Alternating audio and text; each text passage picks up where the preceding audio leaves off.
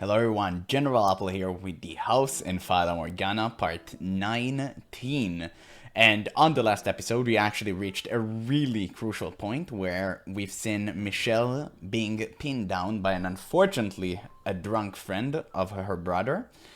And now we stopped after she started talking to his fiancée, Amy, which is, kind of sad because I think she fell in love with her.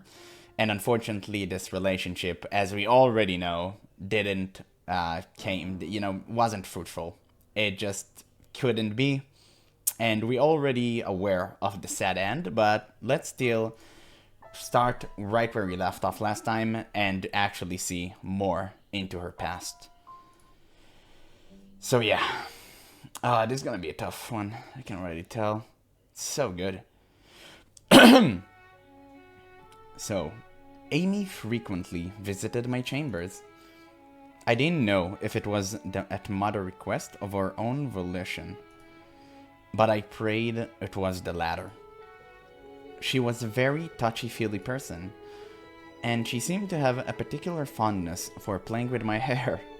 Ah, that's beautiful. Whenever her voice danced its way into my ears, it would wreak havoc inside me. Being enveloped in her scent day after day stoked the fire growing within me. I did my best to remain as straight-faced as possible, because the last thing I wanted was her catching on. I understood that the things I was feeling were untoward, to say the least. Your hair is so utterly enchanting. I've never seen hair so white before. I think having color is much prettier.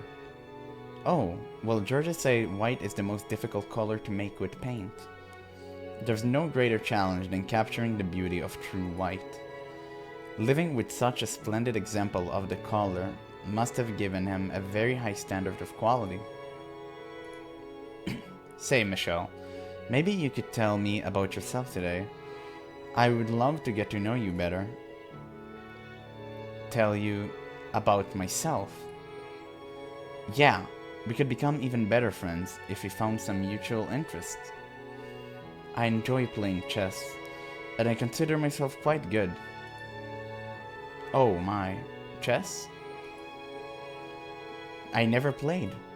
You're such a bright girl, Michelle. Would you like to try? I could teach you. I appreciate the offer, but I'll think I'll pass. I doubt I would be any good. Oh, okay. What else is there? Say, your favorite kind of flower, fragrance, color of gemstone. Are there any embroidery patterns you're particularly skilled at? I don't have any favorites, no. And I'm not especially good with a needle either. No? Do you have shaky hands then? I wouldn't say that, no. Fairly good with a knife, I think. A knife? Oh, like a kitchen knife? No, a sculpting knife. Sculpting? Is that really so strange? Huh, it is a bit unusual, I'd say. But Georges does it all the time. His room is practically made of wood chips and charcoal and paint. Georges is an artist, and a man. There's nothing unusual about him doing some sculpting. Why is it okay for him but not me? Does being a girl really make that much of a difference? Well, why don't we practice embroidery together, Michelle? I get the feeling you spend too much time with your brothers. Oh, I think her mother sent her. After this sentence, I'm pretty sure her mother sent Amy. But now you have me. I'm sure it won't be long before you appreciate how much fun cooking and needlework can be. She sounds just like mother, and she gives the same reason too. Because I'm a girl. But that's not an explanation. It's a vague generalization. That said, if I agree, I can spend more time with her. Okay. Wonderful. We'll come up with a beautiful design together. And when you've made something you're proud of, you can give it to a boy who catches your eye. Or, if you prefer, you could give it to your father or brother. I would like George's to have what I make, though. Oh, I've been wondering, did you and George's meet at the royal court? Oh, heavens no. I've never been to the court. One day, my father told me I was getting married, and the next day is when we first met. It happened that quickly. What? Are you worried about me, Michelle? Don't worry, I'm not displeased with the arrangement. In fact, I'm quite happy with it. Aristocratic marriages are almost always sudden. And as a woman, you get used to being a piece in their games. But George's, he's different. He's a gentleman. A gentleman? Him? You sound surprised. I believe hedonist suits him better. Oh, I quite disagree. I have complete faith he'll do good by me. I couldn't fathom where she found such confidence in him. Especially a man she had only just met. How could she trust him at all? She was nothing but a pawn and she knew it. So maybe she was simply putting on an act. I had trouble believing her smile was anything but genuine though. One day, you'll meet the right man for you, Michelle. And he won't be drunk like the guy from earlier. He'll be a kind, hard-working, respectable man. I would rather not find anyone. I suppose this is all still too soon for you, huh? Say, how old are you, Michelle? 14. Oh wow, I assumed you were younger. Do I really look that young? No hard feelings. You're just like a tiny little doll, so small and slender. And look, not one bit of meat up here at all. Hey! She playfully grabbed me from behind and started prodding at my chest. As her delicate fingers slid across my skin, I found myself gripped by a very indecent urges. Every heavy thump of my heart felt sinful. She couldn't know I couldn't let her. Everything I had been fighting to keep down came hurtling to the surface. You're so cold, you know that? She was touching me like it was nothing, caressing my hair. Was she this intimate with George's? Or was it because I was a younger girl that she was so keen on putting her hands all over me? Before I understood what I was feeling, my body acted. It was pure, unfiltered impulse. In my attempt to escape from her grip, I twisted around only to find myself inches from Amy. Slowly gravitating closer, I pressed my lips against the corner of her mouth. Amy sat there, flabbergasted. I was equally aghast. I'm sorry. As I frantically put some distance between us, I sure my face was red as an apple, though I didn't know it at the time. Well, that was certainly unexpected. I'm sorry, did I make you uncomfortable, touching you so much? Amy was smiling, though it looked forced. No, not at all. Then I must have startled you. I'm sorry, if I had let you go sooner, we could have avoided this accident. What do you mean, accident? A kiss on the lips is... It wasn't an accident. It wasn't, Amy. I seem to confuse you somewhat, Michelle.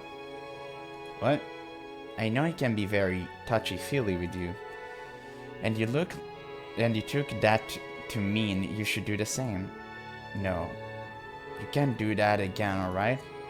If you want to kiss your friend, you do it on the cheek. Save the lips for the man you love. I should get going then. George start getting cranky if I don't give him enough attention. Hold on, Amy. So long, Michelle. She wouldn't hear me out. Once Amy had fled my chambers, that was when I finally comprehended my emotions. That she had stolen my heart. But Amy was George's fiancée. No, that wasn't the problem. My body, was not meant for her love.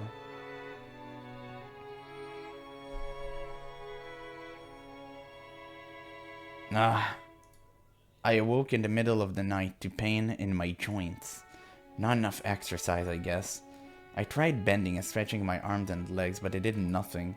So after pondering on it for a bit, I decided to go for a late night walk to distract myself. Oh my god. As I approached the corridor adjacent to the courtyard, I heard a woman's voice. I'm still concerned about staying here. Amy voice. Doing my best to remain perfectly quiet, I pressed myself up against the wall by the window and listened in on their conversation. I knew it was improper to eavesdrop, but the sound of her voice had me frozen in place. It's Michelle. I'm afraid I've confused her. A tiny jolt ran down my spine, my muscles all tensing up at once. The sound of my name rising to her lips, but not in a way I would have liked. She kissed me. Well, almost, but how could I have guessed she thought of me that way? Mother told me she didn't have any female friends, and asked me to be one for her, which is why... So, she had only been coming to see me because Mother had asked her to. I had been afraid of that. Afraid that she wasn't there to be with me, that she had no fondness for me, that my yearning for her was one-sided. She kind of scares me. The way she looks at me, oh my god. Oh my god, that is horrible. The way she speaks about her. Always watching every little move I make. I'm sensitive to that sort of thing. I can tell what's going through Michelle's mind. I managed to deflect it this time, but I should have never gotten friendly with her. She had seen through me from day one. Understood what I was feeling before even I had. It's disgusting. Homosexuality. Oh my... Dude. That is so sad. Did I hear her right?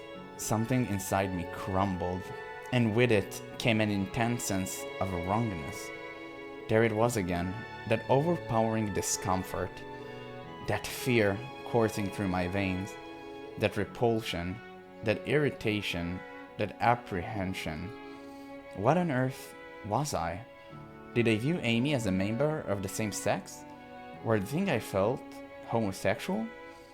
I heard Amy sigh from beyond the window.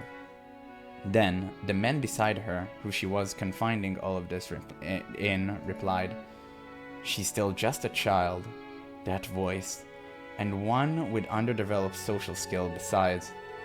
I understand that she's going to do and say some inappropriate things. It's not uncommon for a child to mistake admiration for love. And I didn't know this until recently, but when she gets something into her head, she has a tendency to run with it without thinking. Was not the man I assumed it was. It's Didier. Yeah, I assumed it was him. The other day, she asked me to let her be a knight. I can't imagine how she thought that would end any other way. Why? It's not very often there are women other than Mother at the estate. I imagine she simply got nervous being around you and something got mixed up in her head. Why Didier out there with her? I hope that's all there was. Amy, hadn't you told me? You thought Georges was a gentleman? So what were you doing? Getting so friendly with Didier. And Didier, weren't you my ally? Or was that all an act like her? You were going to be a knight. So why were you out here with your brother's fiancé? I'm glad to have you here, so I hope you can figure out something to make it work. I'll do what I can, but... And I'm kind of reluctant to say this to you, but something has to change. As it is, she kind of grosses me out. Oh my god. She grosses me out. So what? I was some kind of a sick, disgusting creature? All I had done was show feelings for her. I couldn't be Georges or Didier. The needles piercing me expanded, both in size and number. Soon, I was being skewered by a dozen of them, and the heated sighs rising from the courtyard only served to make the pain worse. All I could do was cover my ears and run. Oh my god. This is a tough read. Why? What were they doing out there, Didier? How am I gross, Amy? It's not real. It's all a bunch of lies. This entire house is nothing but a fraud. None of it was ever real. The family gathering, Amy's smiles, Didier kindness. George's. What about George's? Did he agree to the marriage knowing about them? What the hell are they thinking? You want to know who's really disgusting? God damn it. I will not cry. I will not cry. I can't let myself. Girls cry. Tears are for girls, not for me. I beat down hard on my lip, wrapped myself in my sheets, and pressed my hands hard over my ears. Squeezed my eyes shut as tight as I could manage, tried to get away from the things I had seen. Images of them embracing in the night threatened to float back to the surface, but I shook my head, casting them off, praying I wouldn't have any nightmares. I drifted off to sleep. Wait, so they were embracing each other? The next day, I awoke with a terrible fever. I hovered in a swelling wave of heat, unable to tell dream and reality apart, listening to a seemingly endless stream of cracking noises.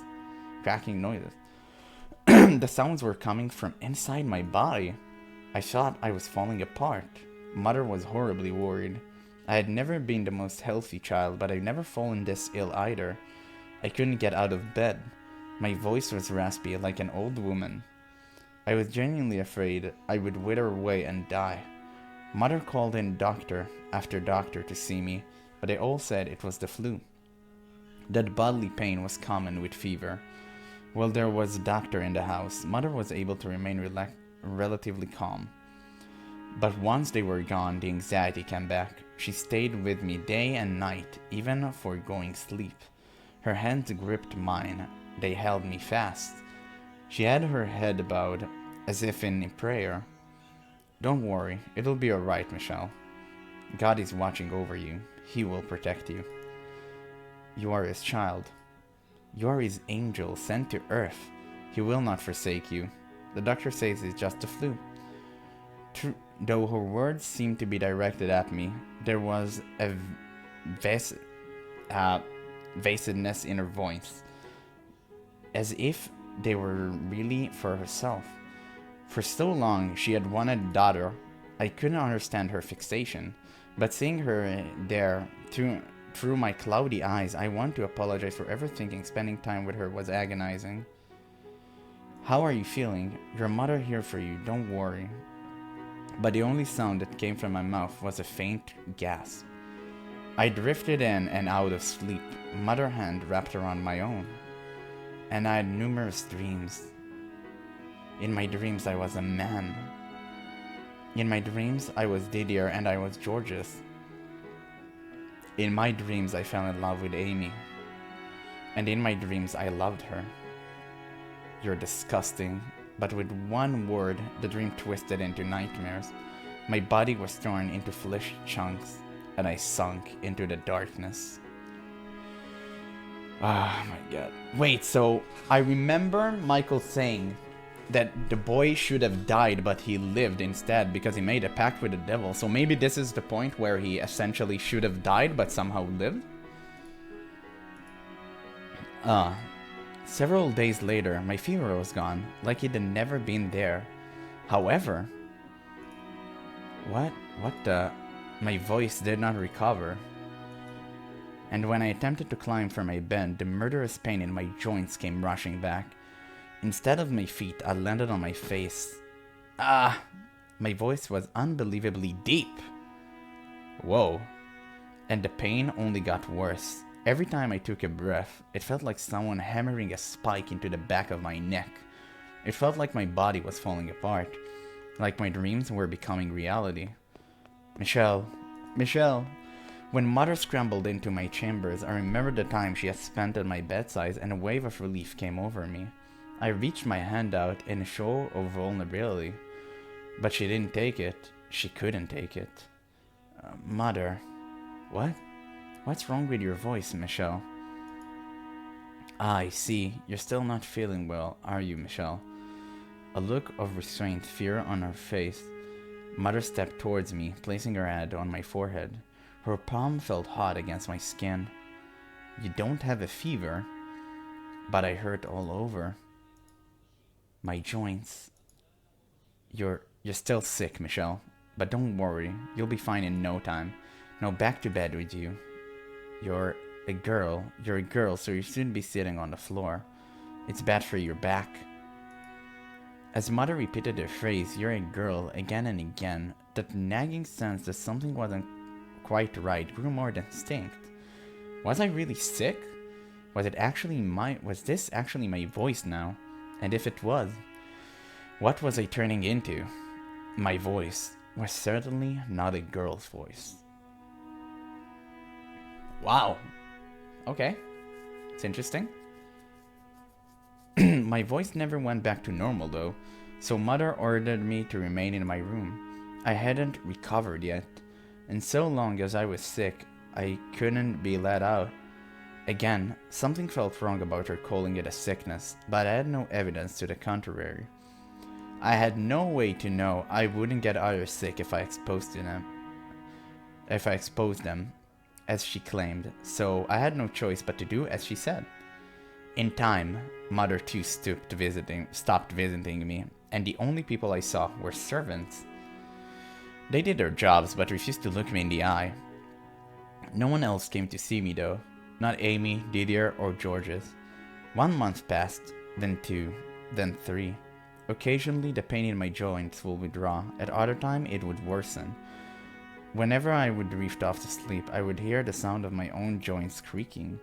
I would dream of a woman standing in a courtyard, her soft chestnut hair fluttering in the wind as she twirled to face me.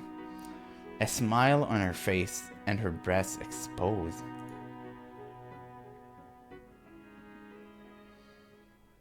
One day, after around 6 months of servants refusing to make eye contact, I stopped one and made a request to have a mirror brought to my room. Well, he didn't acknowledge me. The next day, I had my mirror. By that point, I was fairly certain I knew what was happening to my body. I had no clothes to wear, because none of the multicolored dresses hanging in my wardrobe fit me anymore. Pulling the heavy red cloth covering the mirror aside, my completely naked body came into view. Whoa. Oh my days. Something resembling a mix of a chuckle and a sigh of pity spilled from my lips. This is me. 6 months. After only 6 months' time, I could hardly recognize myself. Extending my hand for the mirror, I traced the outline of my bony reflection. My shoulders lacked Mother's curve, and my skin's Amy sheen. I was pale and haggard, but structurally, I looked like my brothers. Obviously, being younger than them and not as active, my muscles lacked any kind of strength, but I wouldn't have batted an eye if I saw myself holding a sword.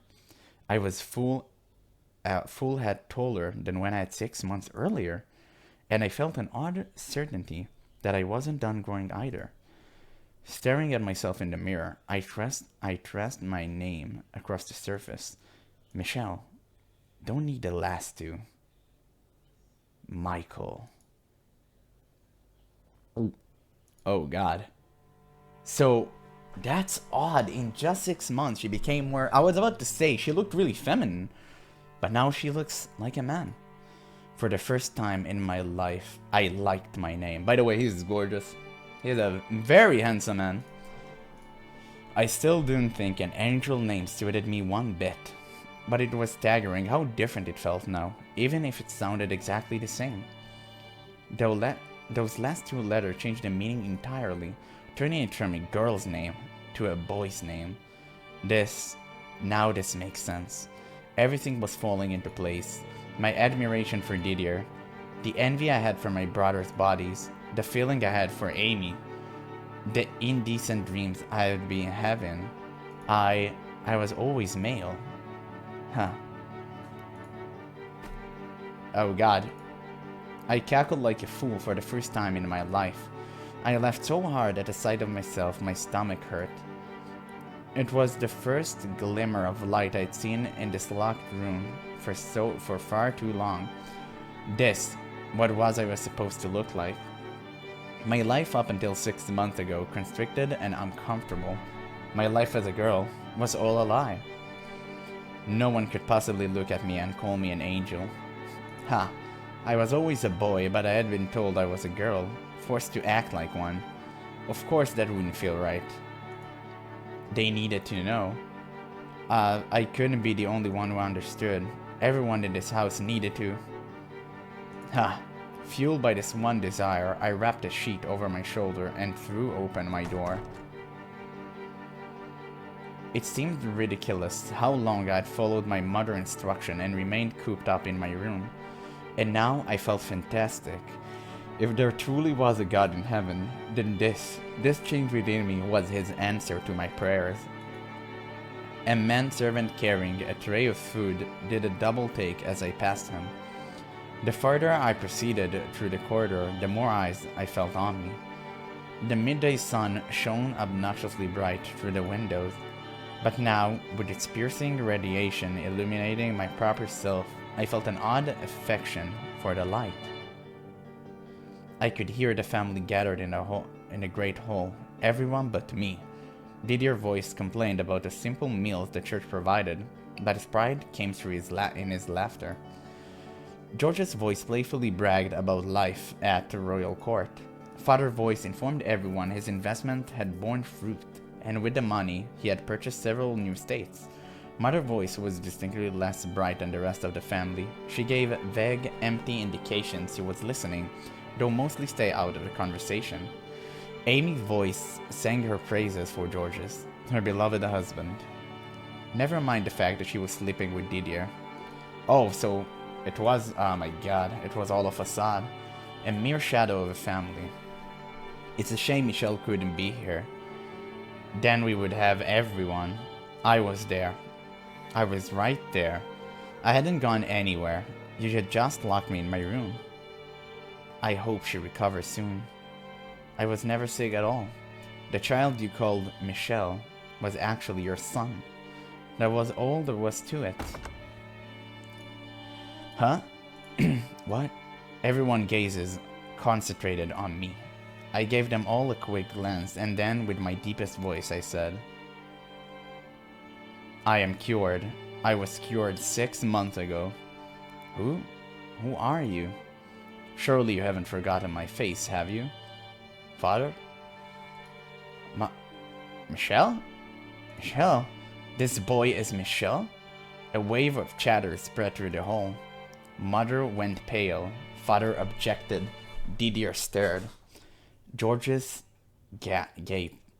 Amy watched cautiously, fear in her eyes. What a farce. They were the ones who had wrongly decided I was a girl. What's going on? Someone tell me, what is the meaning of this? You were dressing your son up like a girl, Mother? I assumed he was a girl. Otherwise I wouldn't have put my hands on him like that. You lied to me. I wouldn't have never agreed to it had I known. No, you're wrong. Michelle is my daughter. You call that a girl? All these months I was worried because you said he was sick. But that was all a lie. You couldn't pass him off as a girl anymore, so you locked him up in his room. Is that what this is? And you could have just stayed there. What possessed you to show yourself now? Stop that, don't look at me. Don't give me that look. You said you can tell what's going on through my mind, didn't you? What? Then you should know exactly how I feel about you right now. Don't be so damn full of yourself. I have no interest in a whore like you. Oh, you tell him. You tell her. So why don't you go cry into Didier's arms? You. What? Huh? What are you talking about? Why Didier? Why not me? What? Hey, anyone want to explain that for me? What had once been a nice family meal was now utter chaos. For the briefest moment, I felt sorry for Georges, but it whisked away almost immediately. There was a crash from the table, and dishes fell, shattering against the floor. Cursed. A chilling darkness oozed from her voice. She's cursed. She was my daughter. I saw it with my own eyes. I gave birth to her. She was a girl. Michelle was a girl. A malevolent curse had been placed on her. When Mother lifted her head, I had difficulty believing that she was the same woman who had sat by my bedside as I lay sick, sacrificing sleep to care for me. Her hair was a frazzled mess, and deep creases covered her face. Restrain her, throw her in the room, and lock the door. She's a girl. A girl. She was a girl, I swear it. Open your eyes. Do I sound like a girl? Do I look anything like a girl? Mother cries sent me into a frenzy. I ripped the sheet off my shoulder, throwing it to the floor. I am not a girl. And shouted. Ah! Restrain her. Please, someone restrain her. Fear reigned in the great hall. But then, several moments of icy silence were broken by a muttering that shocked me as much as everyone else. You're not a boy or a girl. What on earth are you? You're an abomination. You're not a boy. You're an abomination. What? I had seen myself in the mirror. I was undoubtedly male. Lacking in strength though they may have been, I had visible muscles. My chest was flat and I was taller than girls should be. My voice was deep and I had an obvious lump in the middle of my throat. I was a male. I had to be male. What else could I be? So why Amy looking at me like some kind of a strange creature? A chill ran down my spine, and I suddenly found myself deeply uncomfortable being so exposed. There's nothing there. You've got nothing there. Nothing there? I didn't understand what she was talking about. Unable to press further, I fell silent, at which point several servants burst into the great hall and restrained me. She's a girl. She's my daughter. Mother, seemingly in a mad daze, just repeated the same thing over and over. She was a girl. As Mother wailed, she wandered off somewhere. Father stood there in silence. Amy stared at me with disgust in her eyes. Georges was still in a panic and Didier clenched his fists.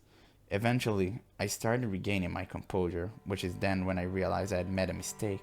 My sickness had been made into a curse. I was, once more, caged up in my room. In addition to the door being locked from the outside, the windows was boarded over so no one could see in, leaving me in perpetual darkness. I received no visitor except the servants, and again, none of them would look me in the eye. Every day was the same, day in and day out, day in and day out. The only time the routine changed was when, on occasion, a servant would arrive bearing a ladder. It was my mother handwriting on a parchment. We lived in the same house, yet she refused to show herself before me. I had no choice but to respond to her letters. She demanded I speak like a girl, and I didn't have the strength to defy her. There was a constant sense of urgency to her letter, like she might fall apart completely at any second. And so I did as she said. I signed each letter Michelle, the female name she bestowed upon me at birth, which I so despise. Every time I used that name, I felt like I was denying my own identity. On paper, she expressed her concern for me, but that concern only served to cause me more pain. So every time I took up my quill, my hands trembled. Mother, pray daily that my curse might one day be broken. Am I cursed? Is that why my body changed? Was it not because I was a male? There's nothing there. What did she mean by that? Why did she look at me the way she did? How am I an abomination? Why? I don't understand. Someone, anyone, please tell me. Someone, please. I have brought you your supper. I will be back shortly to retrieve your dishes. I'll be going then. Wait. What? Wait a minute. Yes? What do you need, Michelle? Are you a man or a woman? Pardon? Which are you? I'm exactly what I appear to be. Which are you? I'm a man. If that is all, I'll be going now. Clothes off. What? Take your clothes off right now. Everything, even your underclothes. What? Surely you jest, Michelle. I am very serious. I could not possibly. Why not? I could not expose myself. I ordered you to take off your clothes. You mean to humiliate me? I beg you, please reconsider. What are you? You're a servant of the Bollinger estate. And what am I? I am a child of the Bollinger family. I may be locked up, imprisoned in this room, but that doesn't make you any less my servant. Am I wrong? Clothes off. Michelle, I ordered you to take your clothes off. Not even the tiniest sliver of guilt arose in my conscience. Conscience. I felt no shame in what I was doing. All that mattered to me was figuring out what Amy had meant. I wanted to find the truth. Not knowing, I would have been better off in the dark. His face twisted in humiliation, the servant undressed before me.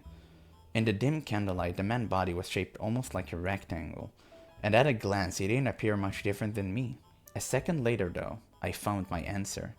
I found the one crucial thing he had that I didn't.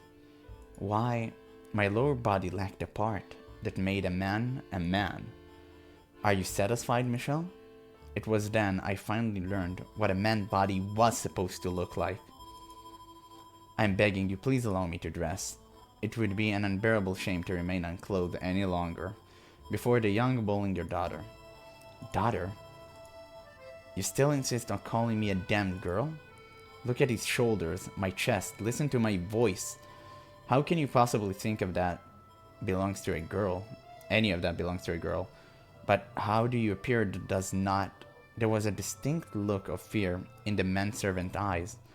Not out of respect for a difference in rank, but out of disgust for the incomprehensible thing standing there before him. Those trembling eyes, and the reality dangling there before me, blew the lid once more of everything I had been holding back. Without that, you would be no different than me. Yeah? Everything else is all the same. So why does it make such a difference that you have one and I don't? Michelle, I'm a man. I'm a man just like you. I'm no one's daughter. And if you still insist we're not the same, then I'll make you like me. Without that, you're no different than me. It was a mix of dread and panic that pushed me over the edge. And so, in order to keep myself afloat, I decided to bring another pain. Please don't do this, Michelle.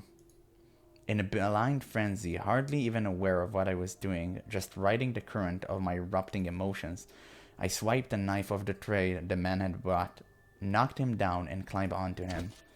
I'll get rid of it. I'll make you the same. Without it, you'll be just like me.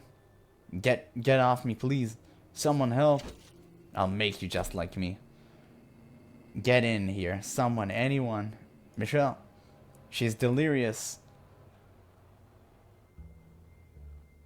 Through the fog of hysteria, I suddenly realized I was surrounded by several servants, and the next thing I knew, I was on the floor beneath them. There were as many, if not more of them, than when I had made the scene in the great hall. A dozen men-servants stared down at me, their eyes filled with fear and revulsion.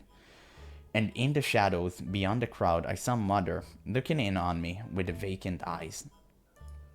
Mother, why will you only speak to me through letters? Why do you say I'm cursed? Mother, I'm a male. I was always male. Tell me that am Mother. Let me out of here, please. I'm not delirious. My head is perfectly clear. I'm normal. There's nothing wrong with me. I'm not cursed. Mother, say something. Mother. After that, I was shut in my room again, and even the servants stopped coming. I pushed and I shoved and I pulled and I pounded with all my strength, but the door and windows didn't budge. A day passed and then another. With no food or water, I started fearing death was upon me. I had no idea how miserable it was to go so long without water. My throat was dry and cracked, and it felt like it was on fire, making breathing difficult. 2 days, 48 long hours. I felt like I was going to lose my mind. After just 2 days, my skin stretched tight across my bones, looking hard and dry in the soft candlelight. Water. I need water. Someone please give me water. Why won't anyone bring me any? Why? Ah! My family had abandoned me and they were leaving me to die in this room. When I realized that, I broke into uncontrollable shaking. The hopelessness threatened to suffocate me. Fear of death turned to panic, which only scrambled my already confused mind further. I grabbed a chair, swinging it at the window, at the door.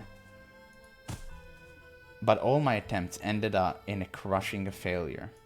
Anyone, I clawed at the door, begging for help.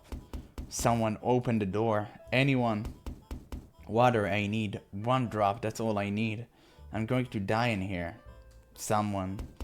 Anyone. Mother. Father. Didier. Georges. Someone open the door, please. Help me. Someone. I need water. My throat hurts. It burns. I'm so weak. Someone. Water. Didier. Georges. Anyone. Oh, God. But not a single soul came to the door. With no food or water, the 3rd day came and went, and then the 4th. By that point, I was expectedly devoid of any sense of dignity, and I sat there covered in all manner of human filth, as my body quickly wasted away. Still, I clung to the vain hope that someone would open that door. It was all I had. Occasionally, I would hear footsteps. Whenever I did, I mustered up what meager strength I had left to bang on the door. Whoever is there, please open the door. I'm begging you, someone. But my pleas fell on deaf ears. Though they didn't respond to me, I could hear the Abigails muttering to one another in the corridor. Did you hear that? Yes, I did. I wonder what's gotten into Lady Michelle. They say she was cursed. Maybe she sold her soul to the devil. How dreadful. We should stay away from that door. If we don't want to be cursed too. I'm not cursed. I did not sell my soul to the devil. I'm kind of scared. I might have to find work somewhere else. Gotta make sure we stay away from that door.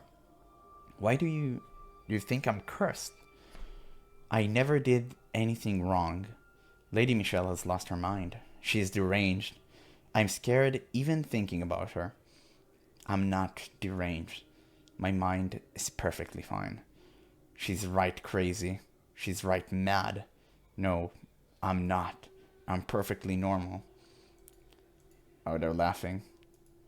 Someone please get me out of here. The 5th and then the 6th day passed, and by that point I was hovering on death's brink. I lacked even the willpower to hold myself up against the door. So I simply lay on the cold floor, waiting for the end. I felt no sorrow, no anger, no despair, nothing. I had been sucked completely dry. I couldn't even compose a coherent thought, which is why when the door I had so yearned to open actually did, and someone stepped inside, standing over me, I was unable to process it. My God, what a mess. Hey, are you still alive? Well, look at that. I was afraid you would be dead. It was Amy's voice. Whoa. Oh my God, she's so creepy. Holy. I'm sorry, really. I didn't mean you much harm. But after what you said in front of the whole family, I was a little upset. I couldn't tell what she was saying. All I could hear were garbled sounds, and all I could do was moan at her.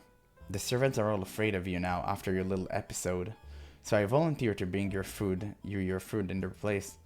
Everyone was so grateful. I don't think anyone likes you anymore.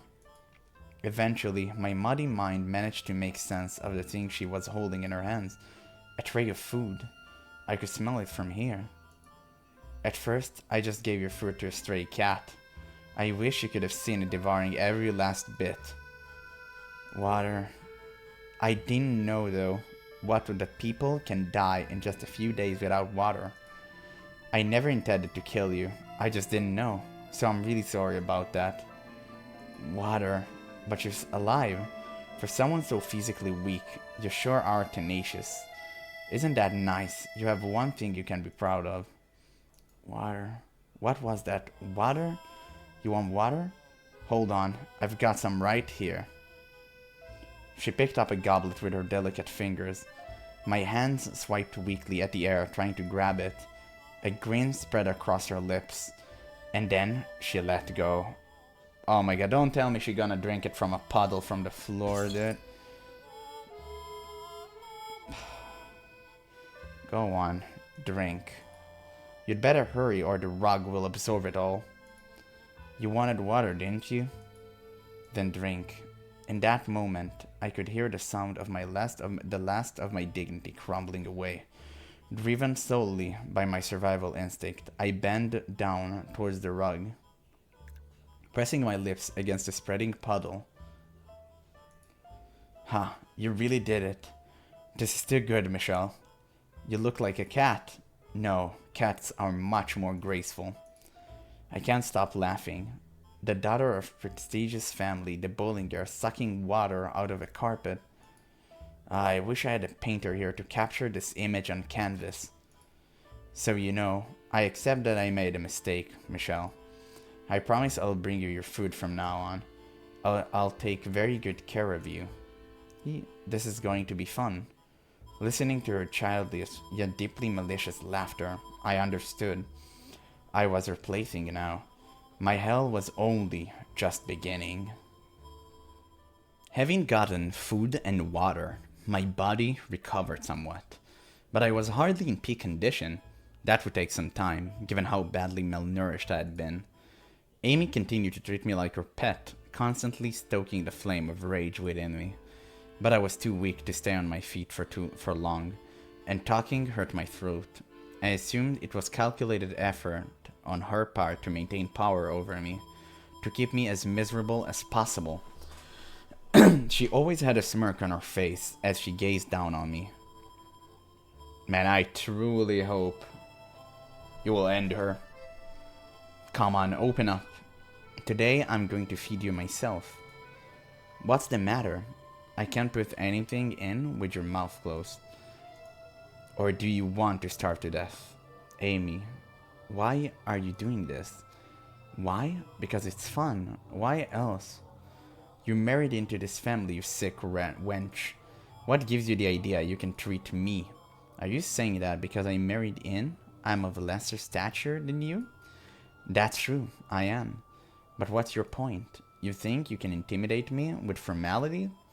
Amy. I would rather you not speak my name, if you wouldn't mind. That doesn't excuse your treatment of me. Someone, Didier or Georges, will make you pay for this. You don't have a single friend here, Michelle. No one to take your side, and no one to say a thing about me playing with you. Assuming you were somehow able to tell someone, no one would believe you. That's a lie. Do you have any idea what people say about you? They say you've gone mad, that you've sold your soul to the devil. Do you honestly believe anyone will trust you? I am not mad. I don't know, you look plenty mad to me. Fine then, I'll run away. I'll escape from this estate, and from you. You think you could survive out in the world with that body? A stray cat could live more than you. You'd never find work. I give you a week at best. You can't be so sure of that. Maybe I could make it on my own. Maybe, but either way, there's no way you're getting out. You try to run, someone might just cut your legs off. How is that at all necessary? Don't ask me. Maybe because your curse hasn't broken. You know, you're lucky we're even allowed to live. And now you should be grateful to me for volunteering to take care of you. Nobody else want to have anything to do with it. So if you want to keep living, you have to show me some respect, and you have to do everything I tell you to. Understood? So this is the real you? You were just pretending to be respectable, when in reality, not only you're sleeping with Didier, you're a downright vile woman. You've been putting on an act ever since you got here. Oh, you make it sound like I'm somewhat worse than anyone else. I'm quite normal, thank you. How is this normal? Listen to me, Michelle.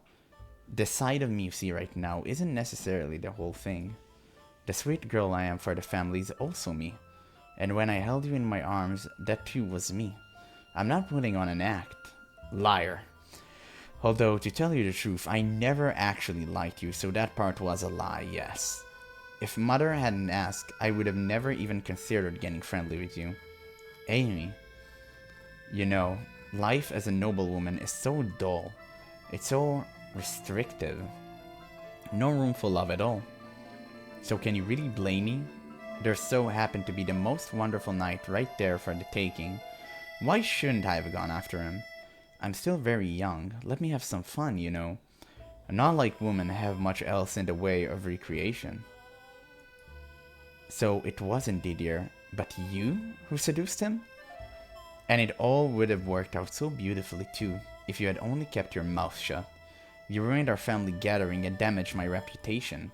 And you called me a whore. That wasn't very nice now, was it? Is it any surprise I'm a little sore? You brought this on yourself, Michelle. I brought this on myself. Don't you dare. Nothing justifies what you're doing to me. I'm not the disturbed one. You're crazy whore, and don't you try to pretend otherwise, damn you. Oh my, such language. You're not being very nice to me, Michelle. Girls aren't supposed to talk like that, you know. I'm not a girl. Then what are you? I'm a man. A man? Ha, with that body? Amy quietly rose, grabbed me by the hair and shoved me to the door. Let go of me. You call yourself a man. You can't even get out of a girl's grip. I'm not all that strong either. In fact, I'd say I'm rather weak. Just a small, powerless girl. If you were a man, you would have no problem breaking free, malnourished or otherwise. But you can't. She traced the line of my emaciated ribs with her nails, traveling slowly, slowly down my chest. But even ignoring that, you're missing the most important part. Stop, get off me. I tried to shove her aside with all the strength I could squeeze out of my arms. But Amy had said I couldn't even overpower a girl. All I could do was lie there beneath her and beg. Get off me, groaning in anger and frustration. Her finger came to a stop just above my navel. She looked up at me with a sweet smile and then pulled her hand away. And just as a wave of relief spread through me, she shoved me back, jumped up, and slammed her foot between my legs. I shuddered as the pain jolted up my spine. Ah! Amy looked down on me as I screamed. A smirk spread across her face. Oh my, does that hurt? There's a surprise. Even without boy parts, it still hurts. Stop, please. And she didn't stop at stepping at me. I'm begging you, stop, please. She dug her toes into my flesh. What are you, exactly, Michelle? From the feel of it, you don't quite have a proper girl parts either. Amy, please. On top of the physical pain, unbearable humiliation and shame corroded away at my spirit. What a strange creature you are. Stop. If I could have died right then and there, honestly, that would have been preferable to the emotional hell she was putting me through. You should take a look at yourself in the mirror, Michelle. You're crying, sobbing like a sad little girl. Not much of a boy, are you? And you lusted after me with this body? Seriously, you're disgusting. I can't believe you actually had the gall to fall for me. Amy's abuse was not a one-time occurrence. As she had promised, she came to feed me every day. But her arrival brought nothing but anguish and torture. Every day she chipped away more of my spirit. But I hadn't succumbed to her yet. My anger still overpowered any fear I felt. About a week after Amy started caring for me. Have you been a good girl, Michelle?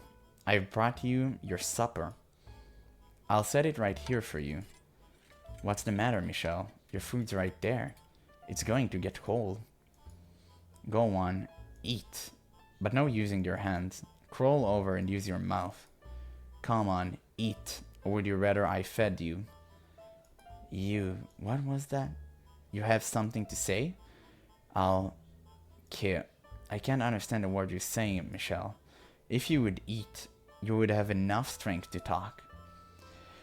He wants to kill her. I'm going to kill you, Amy. That was, I believe, the first time in my life I have felt such a sincere, overpowering desire to end someone's life. I wanted to see her dead. With my hands and leg tied up, I lurched for her. And like the dog she wanted me to be, I chomped down on her wrist. The taste of someone else's blood was far more unpleasant than I had expected. I felt like I was going to vomit. But I was determined to not let go of her wrist for any reason. I would gnaw through the bone and rip her entire hand off. She could beat me unconscious and I still wouldn't let go. She would have to kill me to get me off of her. I wanted her to feel the same pain I felt when she trampled on me. Let go! My body never did what I wanted to do, though. I could swear on my life I wouldn't release her arm. But I could never seem to make good of my determination. Amy's foot flew up into my emaciated gut. The pointed tip of her shoe dug into my flesh like a knife, and I collapsed to the floor in a fit of convulsion. And just as I was about to cough up a mouthful of stomach acid, she rammed her foot into my abdomen a second time. She didn't even give me enough time to get to my feet, let alone fight back before she kicked me again. Again and again and again. Stop! My gut, my chest, my legs, and my face. What's wrong with you? Don't you get it? You're not the one in control here. You should be thanking me. What you did to me that day was incredibly hurtful. Yet here I am bringing you your food. Can you not see how kind-hearted I am? So why would you go and bite me? What would possess you to do such a thing? Gasping for breath, my consciousness slipping away from me, I caught a glimpse of Amy's eyes as she swung her leg back for another kick. And when I did, not a single word rose to my mind. Demon. Isn't that something? You can't even stand up to a girl. I'm not that strong. I'm weak and frail. This is the first time I've ever kicked someone. I have absolute control over you, Michelle. You understand that now, right? You learned your lesson, didn't you? Not an ounce of strength remained within me. My tongue and cheeks were torn up, and my mouth tasted of blood. Thinking herself weak and having no experience in ways of physical violence, she knew no restraint. The ignorant can be so much more brutal and viciously relentless than the seasoned. My vision had gone red, and I could hardly feel my own face. There was a strange gurgling sound with every breath I took. Jeez, what am I going to do about this hand? It hurts like crazy. Oh, I know. I'll tell everyone you finally lost it, and try to bite my hand off. They'll all feel so bad for me. I can just see the sad looks on Didier and George's faces. They will not. You know, your brothers have completely given up on you. A deranged sister is nothing but trouble. You know what you are, Michelle. You're a demon child. Why was I the demon and not her? Why did no one come to my aid? Several times I considered ending my life, but every time I did, memories of better days came back to me. Of the time before my body had transformed, the days when we were all so sure of our happiness kept me chained to life. Why couldn't things still be the way they had been then? In my heart, I hadn't changed at all. So how had things ended up like this? Georges. Michelle. Oh, Michelle, are you in there? Did you need something, Georges? Oh, come on, don't be like that. Do I have to need something to talk to you? No, but you look like you're in an unusually good mood, so I thought. Well, why wouldn't I be? It's a wonderfully gloomy day out. I would understand if it were clear out, but can you really say it's wonderfully gloomy? Well, you can't be outside for very long when it's not cloudy, so in our case, this is perfect weather. What do you say we go for a little stroll while we can? Dee's around today too, so we can see if he's up for it. It'll be like old times. We've been running around like headless chicken lately, so haven't had much of a chance for a simpling outing. We'll have Mom make us lunch and then... Oh, we'll take a couple of horses up to the forest edge. I'm fine with that if you are. I bet your bum as... What? You bet your bum I am. Oh, okay, it actually confused me for a second. I asked, after all. Now, come on, let's go. Ah, man, memories of past times. Didier. An outing, you say? So I wonder who was the one taking care of him. I'm pretty sure now Didier was the one killing him. I'm pretty sure, because it was a knight that knew his name and it was in the church's service. I'm pretty sure it was Didier that killed him. Yep. Hop on a couple horses and head for the forest. We haven't done this in a while, so I figured, why not? I see. Well, if Michelle is coming, I see no reason to say no. Let's set off right away. Whoa, slow down there. Are you saying you wouldn't let go if it's just me? It's Michelle or nothing? Of course. Why on earth will I want to go horse riding alone with you? I would rather drown myself. Oh god. Didier, could I perhaps make a small request? Go on, let's hear it. Do you mind if I hold the horse's reins? Oh, that's all? By all means. I'll be there behind you to make sure nothing happens, so have at it. But do be warned, my horse is a bit temperamental. If you're not gentle, he'll start getting moody with you. I doubt that will be a problem for you though, Michelle. I'll be careful.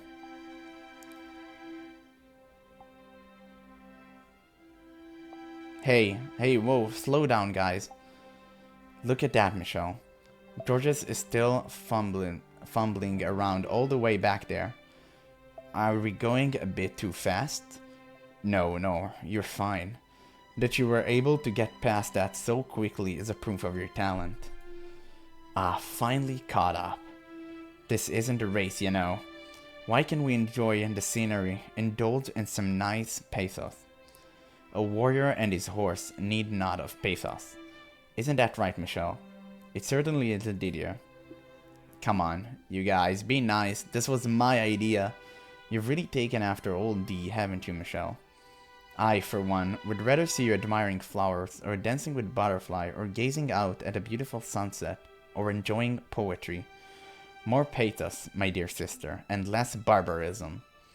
Longsword, suits of armor, and tales of heroic knights are much more appealing, though. You let him get his claws in too deep, Michelle. Oh dear, oh my, I'm going to have you two meathead siblings before I know it. To me. What? Did you just call me? Now, you two. Why don't we stop here for a picnic? Seconded. My stomach's been rumbling up a storm. I took a few bites earlier because I was about to die back there. I hope your horse throws you into the river. Oh god. It's much more painful when you... Oh. What a beautiful picture. Let's actually admire it for a second. We're such a happy family. How could this happen? Hey, so the other day I brought a cat home. A cat? Yep, speckled from head to tail and ugly as a witch's arse. I was gonna keep it in my room, but Mom flipped when she saw it. Keep that filthy thing out of my house. Wish there was something we could do about how much of a clean freak she is. Georges, try not to stress Mother too much. You're unpredictable enough as it is. It would be nice, though, to have a cat, I mean. You think so? Then how about this? We'll keep it in the courtyard.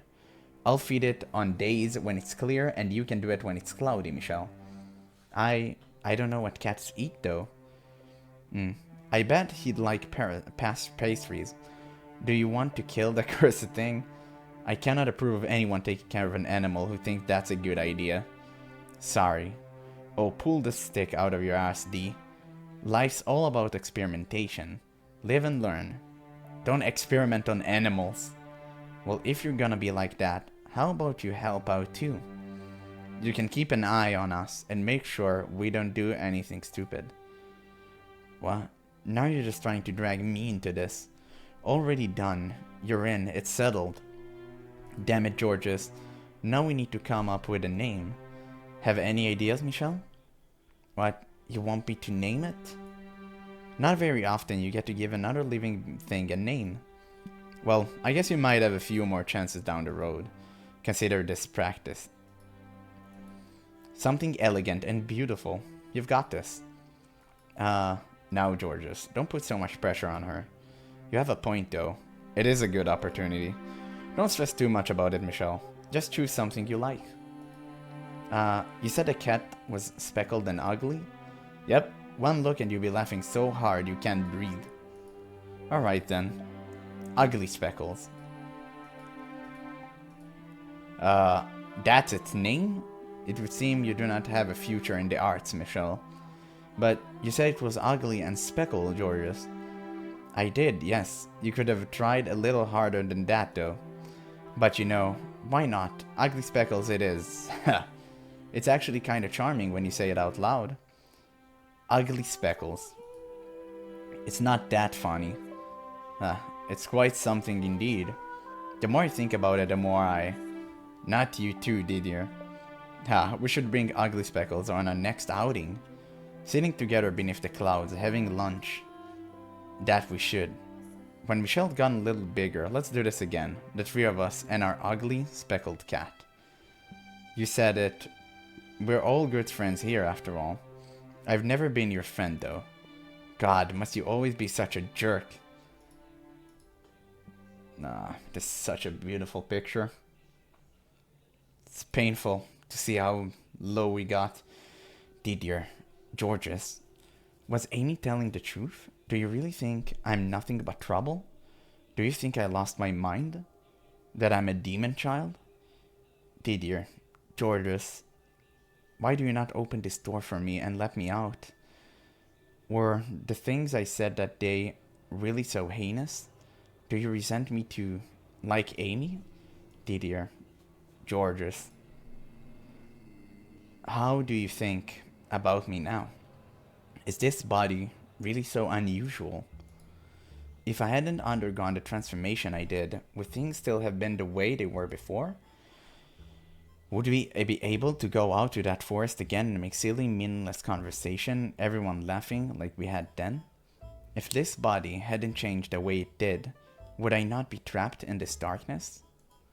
Even if that were the case, I didn't want to be a girl.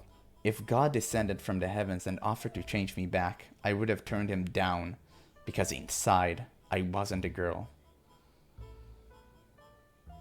And my nightmare at Amy's hands didn't end there either. As much as I loathe to admit it, I was terrified of her. Every day I dreaded the sound of the door opening. However, if I were to block the door off with furniture, I would lose my only remaining lifeline. I had no choice in the matter. I wonder, how did he escape? It's time for supper, Michelle. I brought you your favorite, parsnips. Well, what the dogs didn't eat of them anyway. So this is why you hate parsnips. He didn't touch them. But you don't mind, do you? I'm going to cut your nails today, Michelle. I need you to stay very still. You wouldn't want my hands to slip. So make sure you do. I'm tying you up. This way, you can't accidentally move. Here's your water, Michelle. It's murky? Oh, heavens me. I must have fetched it from the wash basin by mistake. It's supper time, Michelle. I brought you your parsnips again.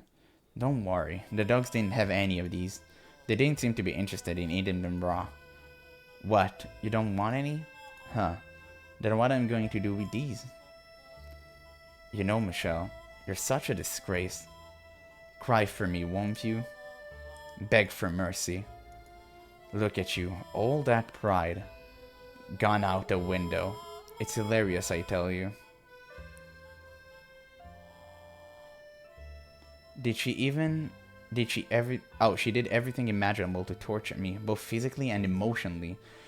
To be honest, it was rather impressive, in a sick way, how she was able to come up with so many different ways to torment me. And she knew precisely what caused me the most pain. My body, and the discrepancy between what I was and what I felt I was. She delighted in telling me I wasn't male, and sometimes in showing me. But I don't think I need to describe the things she did to me in any more detail. I could think of only one way to keep myself from breaking down. I completely stopped talking, stopped struggling. Then one day, after about 6 months or so, she said with a disinterested sigh, I'm done. And that was the last of it. By swallowing my pride and not resisting, I was able to escape from her grip. She's so sadistic, it's actually annoying. Once she was gone, the servants took over attending to me again. I was still imprisoned, but now there was serenity in my solitude. I didn't speak with anyone. I didn't make eye contact. I didn't do anything. I just lived. But even though I had peace, I still feared Amy having a change of heart. I trembled at the possibility that one day it might be her that opened the door. But above all, I despised the fact that I had lived in such fear of a girl. An overwhelming self-loathing threatened to crush me. I had recurring nightmares about the things Amy had done to me. The wounds she gave me did not heal, they only grew worse, eating away at me day after day. I was beginning to lose confidence in my own sanity, in the silent darkness where there was no sense of time. The line between dream and reality blurred. I often find myself screaming, crying into the empty air. I clawed at my skin, pulled out my hair, paced back and forth across the room, pounded at the door, yelling for help, screamed some more. It was the very image of pitiful, absolute wretchedness. And every time I did, I'm sure there was someone on the other side of that door whispering about how poor Michelle had lost her mind. Eventually, I gave up entirely. It was a stormy night in my 16th year. I had been confined for more than 2 years at that point. Heavy rain pounded against the windows like thousands of little spears. I was sitting quietly on my bed, unable to fall asleep, when suddenly there was a loud banging on the door. Michael, are you awake? Oh, it's Didier. If you aren't, then hurry up and get awake. We've got big trouble. Lower your damn voice. But... oh, when I first heard my brother's voices after so long, I thought I was hallucinating. In 2 years, they had never come for me. They would never once come for me, no matter how hard I pounded on the door, no matter how many times I called for them. And after all that time, I didn't expect to ever change. I didn't expect that to ever change. I had given up, assumed they had long since cast me aside. Unable to bring myself to say anything, I simply stared at the door. When there was another bam, bam, the sound was half consumed by a crack of thunder, giving it an indescribably eerie quality. Please say something, Michelle. Seriously, there's no time. You can hear us in there, can't you? You're there behind the door, aren't you? Come on, just one word, Michael. Is it really you, Didier? Georgia? For a moment, they seemed to be at a loss for words, probably because they almost didn't recognize my voice. But it was only a heartbeat, and then Didier spoke. There is a carriage waiting outside. I'm going to unlock the door so you can live in it. Why? Because that's talking crazy. He's saying the Bollinger family has no need for a demon child, that you are a mark of shame on our name, so he's going to have you executed. Georgia. Father wants me dead? It felt like the floor had fallen out from under me. Executed, demon child, mark of shame. So he was saying, I didn't even deserve to live anymore. It's planned for tomorrow morning. We only just found out ourselves, which is why you prepared a way for me to escape. But why? Why do you even need to ask? Because we're family. Something terrible has gotten into Father. I clenched my teeth, fighting back a bitter, angry sigh. But I couldn't keep all those emotions bottled up for long. A maelstrom of feeling I thought I had lost in my 2 years of imprisonment swirled up inside me, spilling from my lips. Why? Why are you doing this now? If you really felt that way, then why didn't you come sooner? 2 years I spent locked in this room. Do you have any idea how I felt in that time? Any idea how hard I had to fight to endure? How many times I cried for your help? How hard I pounded on the door, begging to be set free? But never once did you come. Not even once. Michael, I scare you, don't I? You think I've gone insane, that I've lost my mind, that I sold my soul to the devil, don't you? No, Michael, we don't. Then why? Why didn't you come and set me free? Michael, we don't think you lost your mind at all. So you didn't want to see me then? You didn't want to face what I've become? Tell me I'm wrong, did you, Georgia? You left me here, abandoned me for 2 whole years, locked me away so you didn't have to see me. I'm sorry, I'm just, really busy with my art. I've been getting a ton of commissions down at the court, and Didier's night now, So he's up to his neck in expeditions. I'm really sorry. As am I. I cannot say that you are wrong. After what happened, I wasn't sure how I was supposed to act around you. I'm still not sure, even now. I knew I had to find the time to collect myself, but I kept putting it off, vainly hoping the time would take care of it all. And for that, I owe you an apology. But you need to understand, I do not agree with Father's decision. I do not want to lose you. So maybe Didier wasn't the one killing him? I don't think you're a demon child, and Georges feel the same. Neither of us want to see you dead. What he said, Michael. There's not much time. We need to get you out of here. I bit down hard on my lower lip, hard enough to draw blood. It was that, or start sobbing. It's a little late for that. Michael, if you don't get out of here, you're going to be killed. If I'm not an angel sent from heaven or a demon child, then what am I? What on earth am I? What are you? You're a Bollinger. You're our family, and that's all there is to it. I pray you can forgive me for averting my eyes for so long. Can I trust you? Can I trust that even if the whole world said I'm cursed, that you'll always be on my side, that you'll always be my brothers? Can I put my trust in you once more, Didier, Georges? You absolutely can, Michael. I swear to God on high. And I swear to the God of art.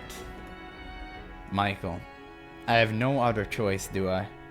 I couldn't talk Father out of it, could I? I would rather you didn't try. He's not a man to change his mind.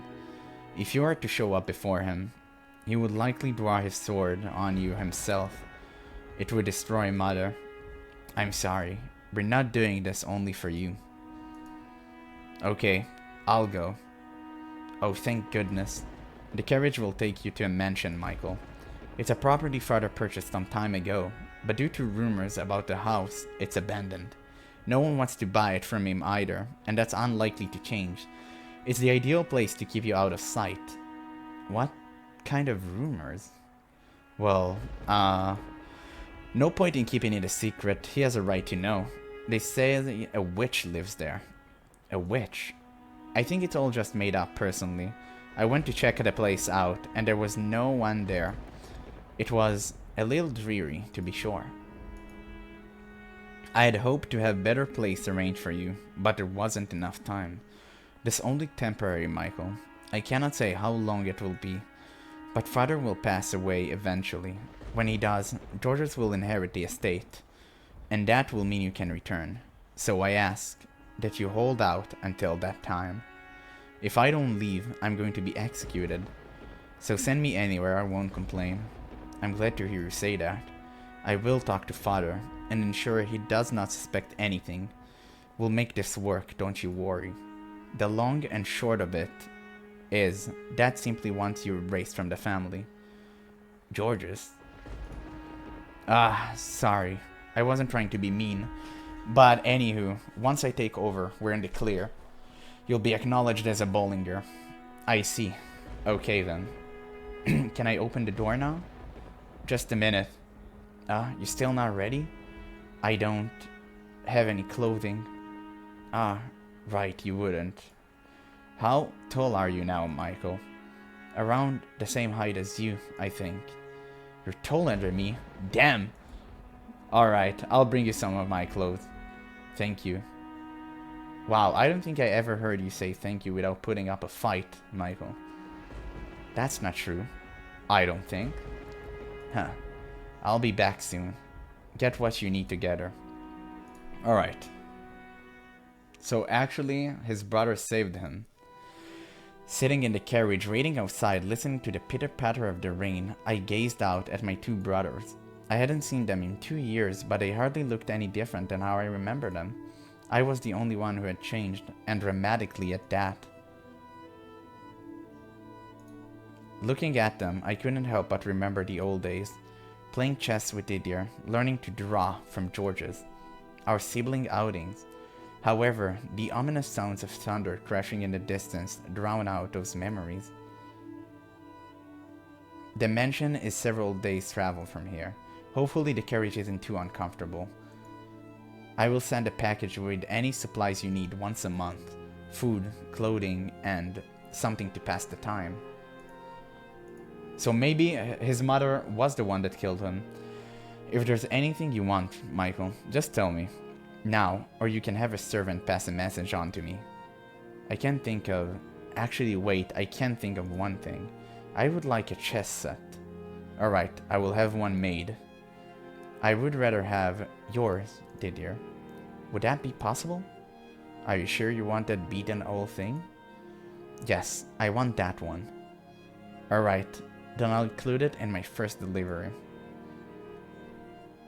I'll send you something too, Michelle. Anything you want, just tell me. In that case, I would like some art tools. I'm nowhere near as much of an artist as you are. Oh, so he was the one giving him the paintings. Georgia, so they won't have anything to be special. Gotcha. So some canvas, and how about some charcoal? And when you're back, I want to see what you've made with it, okay? Okay. I know this is already hard enough on you, Michael, but I need to ask you to do something for me. Avoid making contact with anyone who doesn't already know about you. So, I can't talk to anybody but the servants? Put simply, yes. Tomorrow, the world will consider you dead. So we cannot have people finding out you're actually alive. Especially father. Please do this for me. I've been doing that for 2 years already. I have long since lost interest in interacting with anybody, so you don't need to ask me to keep to myself. Right. Does anyone else know I'm alive? Yes, Mother knows. In fact, this was her idea. Wait, what? It was? She loves you. She really does. Mom just, is having a little trouble facing the truth. So even though she's not here to see you off, I guarantee you that she doesn't want to see you dead. She wants to have you in her life again. I expect Mother will be writing you, so please take the time to write her back. She's a troubled woman, but her love for you is true and unwavering. Will you do that? Just a quick little, hey, got your letter, doing great, will suffice. Alright. Just so you know, it kills me and Dee we can't stand up to Dad. But as long as he lives, his word is God in this house. I understand that, yes. Well, you never know. He could be gone quicker than you expect. A week from now and bam, he's dead as Dee's social life. Is there not an ounce of respect in your body? Oh, give me a break, I'm upset. He's gone way too far. And once he's dragged his arse to the great beyond, anything goes. Surprise, Michael was alive. Yeah, I suppose. Until then, we'll take care of things here. Tomorrow's gonna be the performance of our lives, crying like a couple of old babies and laughing our tails off inside. You'll forgive me if I have trouble trusting that loose tongue of yours. Psh, I'm not stupid. I know this is important. Not even Amy will suspect a thing. Amy. Yeah, not even she can know. It's gonna crush her, I'm sure, but the less people who know, the better. When Georgia said her name, my whole body went shamefully cold. It had been a year and a half since the hell she put me through, but every last detail of it remained carved into my mind and body. There was no way she would even slightly sad about my death.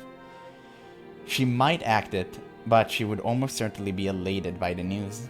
It seemed Georgia still have yet to see what lay beneath that woman mask. I know you two were close. Huh? Are you worried about how this might affect her? What? She cared for you about 6 months, didn't she? When you wouldn't let the servants in. From what I hear, you got real close to dying in there. You wouldn't even eat unless you was there. Who the hell told you that? What? Is that not what happened? Did something happen between two of you? Amy. Amy didn't do a damn... Never mind. I can't tell them. I can't put what I went through into words. It will only worsen my shame, especially not in front of my brothers. Georges, how are things between you and Amy? You still letting what happened 2 years ago get to you? Well, I mean, at the time, things were a total disaster. I'm all excited about getting myself a pretty little wife, only to find out she's rocking the boat with someone else. I cried for weeks. Yeah, I'm sorry. Deep down, though, she ain't actually a bad girl. She's young, and kids make mistakes. After it all came out, she turned over a new leaf. She started dotting on me on something serious, and well, it's hard not to let one little mistake like that go when she's trying so hard to make up with me. The age excuse doesn't work for Dee though. For about a year, things were really rough between us. I didn't even want to look at him. But at the end of the day, we're family. We can get past anything. Besides, because you let the cat out of the bag, that gave me something to hold over Dee. All the things considered, I'm not complaining. So, you would say you're happy then, Georges? Sure would, yep. Believe it or not, I'm kinda head over heels for her. Hard not to like a girl like Amy. Oh, I see. Do you really feel that bad about 2 years ago? So she's still keeping the good girl facade around Georges and Didier. No one else knows she's actually a sadistic, cackling demon. There's nothing less trustworthy in the world than a woman who always smiling. But if Georges thinks he's happy, I can't take that away from him. Michael? Oh right, yes, I do feel guilty about the way I lost control of my emotion and took it out on you guys. It happens to everyone. In fact, you could stand to do a little more shouting and fussing than you could because I have underdeveloped social skill. You heard that? You got one hell of a nasty streak, huh, Dee? I'm glad you're here. You're still on good terms. It wasn't my intention to pit the two of you against each other. We know. The blame falls on my shoulders. I want you to know something, Michael. Though your transformation was too much for mother and father to accept, with enough time, everything will go back to the way it was before, just like it did for myself and Georgia. None of this is your fault. It was all unfortunate timing. God's a little bit of a jerk too. Try not to forget I am a knight, Georges. In time? In time. Speaking of which, we don't have much left. I'm going to tell the coachman to set off, okay? Didier. Yes? Tell me the truth. Will the three of us ever meet again? Why would you even ever ask that? Of course we will. Not a chance I'm letting this be our last family get-together. One last question then. Yes, am I your brother? Well, I mean, look at you. Don't look like much of a sister to me. So yeah, I say you are. I see. So long then. Farewell. And may good health bless you until we meet again. Until then, Michael. Farewell. Before seeing me off for good, they both gave me strong, firm hugs. Didier first, and then Georges. The warmth I felt in my family arms, slowly spread to my chilled body, which made it much more difficult to part ways. The wheels of the carriage rattled against the wet, stone-paved road.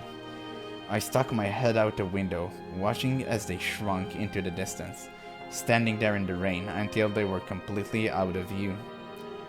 A tightness filled my breast. Every glimmer of hope I had for my new life was matched by an equal degree of darkness and uncertainty. Would I ever make it back home? And if I did, would people still call me a demon child? Having to write mother was another uncomfortable weight on my soul. The thought of having to play a girl for her made me sick. Georges had acted like it would be nothing, but it wasn't that easy. It was more than a mere pretend. Didier had said, with time, things would change, but how could he be certain that those changes would be for the better? The wooden wheels turned, carrying me away to that cursed mansion. The next thing I know, I'm sinking into a vast void. Darkness cuffs my hand and legs, restricting my movement. Images of the past I had kept buried away for so long stream past me. This isn't how I wanted it to happen. Not coming from my own mouth, but being laid bare for all to see without my consent. That wasn't how I wanted her to find out about my secret, about my shameful history. I warned you, my dear. I told you you didn't want to reclaim your old self. If you had simply let it be, you wouldn't be here now, forced to relive it all. Now do you understand that the tale I spun behind the fourth door was much for you as it was for her? There, you are a young man with a sad fate. But you met a wonderful woman, fell in love with her, and then died in the arms of tragedy. The sequence of events is not far from the truth, but I was able to turn it into something enchanting and beautiful. I got rid of all the nasty little details, your ugliness, your body troubles, all of that. Doesn't it seem a bit unfair, Michael? You tore down the walls around Giselle's heart, around her past, but you want to keep your own nice and safe and hidden away. She has every right to be upset. You were afraid she wouldn't accept you, were you not? And that's precisely what happened. But can you honestly blame her? The truth you've kept hidden away is not something most would be able to accept. The prince who came riding in to save her, silence, wasn't actually a man. Ah, please, enough. I've seen enough. Let it stay buried, please. Just stop this. I don't want to see it. I don't want anything to do with it. What a sad little creature you are, my dear. Not a woman in this world would have any interest in you now. You've surrounded yourself with layer upon layer of walls, covered yourself with this patchwork, barely held together, quilt of masks, and it's the only thing keeping you together. You're the frailest one of all, the weakest, and it's about time you accepted that and stopped trying to fight it. I'm not weak. Oh, is that so? Let's proceed with the tale then, shall we? Face the one you hate the most in this world. Yourself. Your weakness. Your ugliness. Face it and despair.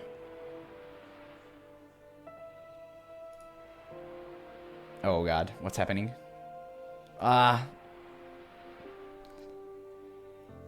No, don't. Again, once again, my own desires, my own wishes are completely irrelevant. The past sprawls out before me once more. And the witch is exactly right. I despise the man I was then, teeming with vain hope and foolish dreams. I would rather pretend that part of me never existed. But I have no choice. I'm dragged back into a life I once lived, my pleas for mercy fading into dark nothingness. And with that, we conclude today's episode. And what an episode this was. I mean, we've gone through so much. I mean, that Amy, that sadistic, vile, wretched woman, I can't believe that after all she's done, she's still married to Georges. That is crazy to me. But I guess we'll have to live with that pain for now. And I still don't understand who ordered his execution. I really hope we'll find that out. I guess it may have been his mother after all, since discovering he lives with a woman, and by that point she's gone completely mad, I assume. So yeah, it may have been her. But wow, his past is something. It's so interesting to see the transformation. I forgot how this phenomenon called. It's obviously something that exists in real life. But at times of, of old, people would have think that he's a demon. Well, it makes sense. I mean, it's a phenomena that is well known to us today, but at the time, yeah, people think that just he's cursed. And that's unfortunate to see how the story unfolds. But I guess we still have to see how Morgana's story unfolds with Michael and Giselle, even though we have a little bit of Michael's story left to see. But that will all happen on the next episode. So that's all for now. So thank you guys so much for watching, and I'll catch you in the next one.